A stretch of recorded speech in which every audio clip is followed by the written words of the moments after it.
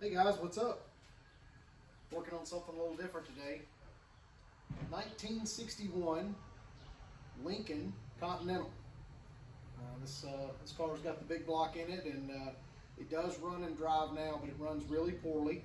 And it's got an old, about a 20-year-old version of EFI on it, and we're going to be upgrading that with the Holley sniper system. So we're going to dive into this thing and get started. All right, guys, taking a look inside. This is not a restored classic, but this is very nice driver quality. This car is actually used, for a commercial purpose, so it actually is in really good shape considering the age. And it has that cool suicide door feature. They have an issue with the power window motor over there, so they've got the door panel off. But what a cool little hot rod, and certainly something that not everyone has a chance to work on or to play with, have in the shop, so it's going to be a cool experience. All right, guys, we're going to open up the hood here. Opens up from the rear. Goes in line with those suicide doors. Kind of that space age look, for the early 60s. There's a hood catch under this side. And we'll open it up. So this car was offered standard with a 430 cubic inch big block and could have been optioned at a 460 cubic inch big block. Not knowing the specifics of this car, the external dimensions are all the same on those big block Fords. The only difference is bore and stroke. So I'm not exactly sure which one it is. We'll cross that bridge and get there. You can see the old version EFI, that again, generation of about, 15 or 20 years ago. Car does start, run, and drive, but it doesn't run great. These systems weren't ideal in the fact for, they didn't have the learn capability. You could put a tune in them and it would operate off that tune, but that technology is now come and gone, and there aren't a lot of people that have that capability. So we're going to upgrade that with the new sniper system. All right, guys, here it is. This is the box, the all-inclusive kit of the Holley sniper. We'll get that opened up and itemize everything inside it. And there's a lot of go fast in a box right here, so looking forward to the project. Let's take a look at what we got out of the box. Here's the 4150 Holley Sniper 2 head unit, the actual throttle body. Got some gasket instructions. Here's the handheld controller, the O2 sensor and the clamps for that, wire harness and temperature sensor. Got some high pressure fuel injection braided fuel line. There's the pump, the clamps, pre and post filter. We've got the fuel pressure regulator, some fittings and clamps for the bulkhead fitting and some of the hose clamps, and then all of the Earl's plumbing fittings that go along with the system. Pretty nice system. I've put on several before. You've seen some of the other videos, and certainly going to be better than what came off of this one.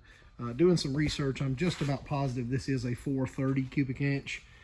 Not necessarily known to be a powerhouse, but certainly a great engine, and for its day, a big block Ford, especially in a super nice, luxurious car like this, was certainly something to be proud of. So we're going to get this thing tore apart, get all of the current EFI stripped off of it, and start the install. All right, guys, first step, we got the old throttle body removed. In this case, this car already had an Holley fuel injection on it, so it already had an in-tank Holley pump. So we're going to be able to utilize those lines and that regulator that are already ran under the car. So we got the throttle body off. Now we're going to mock up the new sniper throttle body. Got the new sniper throttle body installed, just bolted onto the intake. Got it all snugged down with a new gasket. Went ahead and got the throttle linkage and the kick down all hooked back up. Now we're going to work on plumbing in the fuel lines. All right, guys, got the throttle body bolted on. Got the return and pressurized fuel lines hooked up. Got the throttle linkage, return springs for the kick down hooked up. Got the unit bolted down with a new gasket to the intake. Here in a minute, I'm going to hook up the vacuum to the dash and the vacuum to the brakes. I've already got the distributor vacuum line right here. I've got to hook that up to the front to full manifold vacuum. So a few things to button up. Then I'll put the wiring harness on, and we'll go from there. Alrighty guys, got the Sniper 2 wire harness kind of buttoned up over here in this corner. I went ahead and ran everything. You can hear the battery charger humming. I've got the constant 12 volts on a fuse. I've got the grounds for the fuel pump relay and for the main system all the way to the battery. I've got all the pinouts just terminated here. We're not using any of those. We're not running any electric fans or transmission coolers or anything like that, so I'll button that up. I've got all the wiring kind of tied up neat and nice, and I've got the Wizard, or the handheld controller to run the Wizard. Got that hooked up, but right now it's just loose. I've got it laid up there so I can run the Wizard. Then the final part of the install will be to run this in the car. We've got to hook up those vacuum lines, and then we'll run the Wizard. All right, guys. Got the vacuum all hooked up, teed into the main vacuum back there. Did a once over on all the wires, and I'm gonna go ahead and be honest, I have started the car. I went ahead and ran the Wizard. Of course, this handheld final install will go inside the car, but I've got everything going, and of course this car's been sleeping for a while, so I'm gonna reach in, touch the key, and you'll hear the fuel pump engage.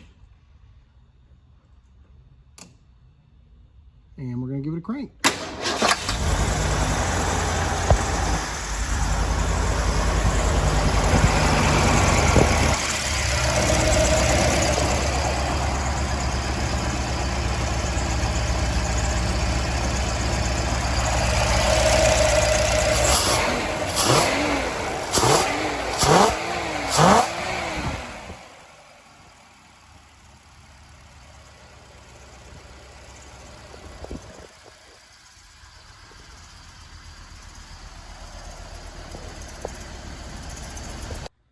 And there it is, guys. The Hot Rod Lincoln is up and running.